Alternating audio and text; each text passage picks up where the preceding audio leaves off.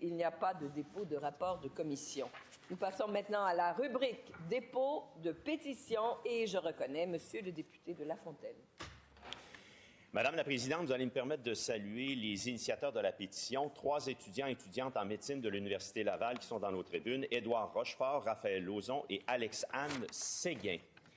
Je dépose l'extrait d'une pétition adressée à l'Assemblée nationale signée par 66 121 pétitionnaires. Désignation citoyens-citoyennes du Québec. Les faits invoqués sont les suivants. Considérant l'échec des négociations entre le gouvernement du Québec et les fédérations de médecins concernant le projet de loi numéro 106. Considérant le refus du ministre de la Santé d'avoir recours à un arbitre indépendant tel que demandé par la FMSQ et la FMOQ lors des négociations concernant le projet de loi numéro 106.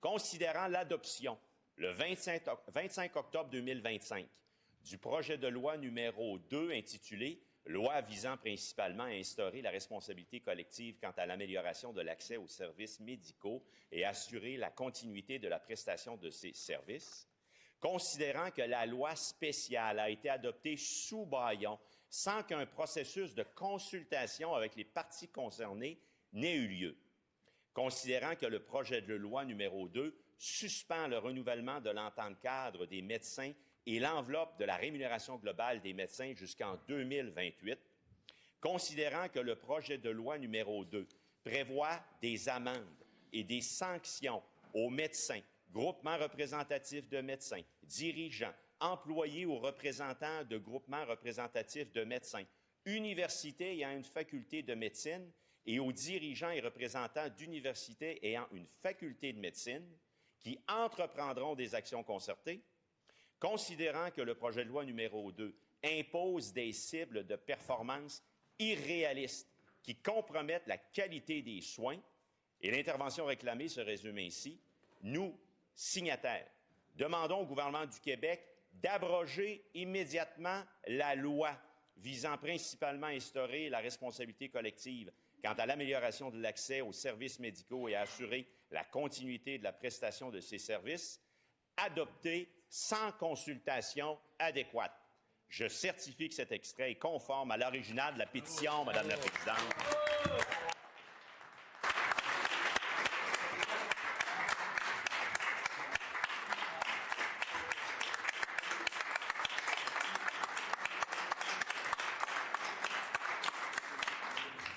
Et cet extrait de pétition est déposé.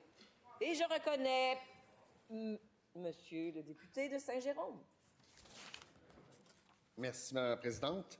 Alors, une pensée pour les initiateurs de cette pétition, d'abord sur change.org, mais maintenant sur l'Assemblée nationale. Je dépose l'extrait d'une pétition adressée à l'Assemblée nationale, signée par 720 pétitionnaires, désignation citoyens et citoyennes du Québec.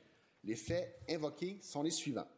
Considérant que le gouvernement a annoncé l'interdiction de tous les appareils électroniques sur les terrains scolaires du début à la fin de la journée, considérant que les téléphones cellulaires permettent une communication rapide et sécuritaire entre les élèves et leurs proches, notamment en cas d'urgence, considérant que les cellulaires sont devenus des outils de gestion scolaire permettant aux élèves de consulter leurs notes, horaires, rappels et devoirs, considérant que certains usages, comme écouter de la musique, peuvent aider les élèves à gérer leur stress et à mieux se concentrer, et jouent un rôle de socialisation, particulièrement pour les élèves plus introvertis, considérant qu'il est vrai que certains utilisent le cellulaire pour intimider, filmer et diffamer d'autres élèves, mais que ces usages perdureront hors du territoire de l'école, considérant que l'apprentissage d'une utilisation responsable des technologies est la meilleure solution pour préparer les élèves à la citoyenneté avec leurs avantages et leurs inconvénients, considérant que nous ne sommes pas opposés à l'interdiction de l'utilisation des cellulaires en classe,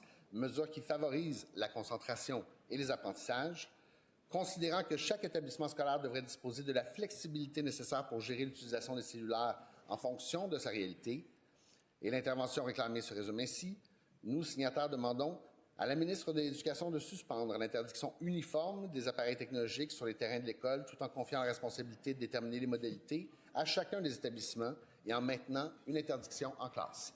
Je certifie que cet extrait est conforme à l'original de la pétition. Et cet extrait de pétition est déposé. Je reconnais maintenant pour sa pétition, on retrouve le silence, je vous prie. Pour sa pétition, je reconnais le député de Saint-Henri-Sainte-Anne.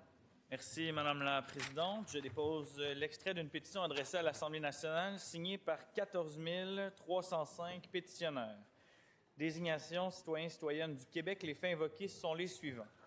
Considérant que le Bureau du Québec à Tel Aviv, ouvert en 2023, a pour mandat de renforcer les liens économiques, culturels et institutionnels entre le Québec et Israël. Considérant que certains spécialistes et organes des Nations unies ont qualifié les actions d'Israël à Gaza de génocide. Considérant que la Cour internationale de justice, Human Rights Watch ainsi qu'Amnesty International ont documenté de graves violations des droits humains commises par les autorités israéliennes à l'encontre du peuple palestinien. Considérant que près de 300 journalistes et 1600 travailleurs et travailleuses de la santé ont été tués depuis octobre 2023 lors des frappes israéliennes en violation du droit international qui protège les journalistes et les systèmes de santé en période de conflit. Considérant que l'ONU a officiellement déclaré qu'une famine sévit à Gaza et que cette situation est entièrement causée par l'homme. Considérant que les organisations humanitaires, parmi lesquelles Oxfam International, accusent aujourd'hui Israël d'obstruction systématique à l'entrée de nourriture dans la bande de Gaza. Considérant qu'ouvrir et maintenir une représentation officielle à Tel Aviv envoie un message de support et de rapprochement du Québec à Israël pendant que cet État enfreint le droit international. Et l'intervention réclamée se résume ainsi. Nous, signataires, demandons au gouvernement du Québec de fermer immédiatement et sans condition le bureau du Québec à Tel Aviv. Je certifie que cet extrait est conforme à l'original de la pétition.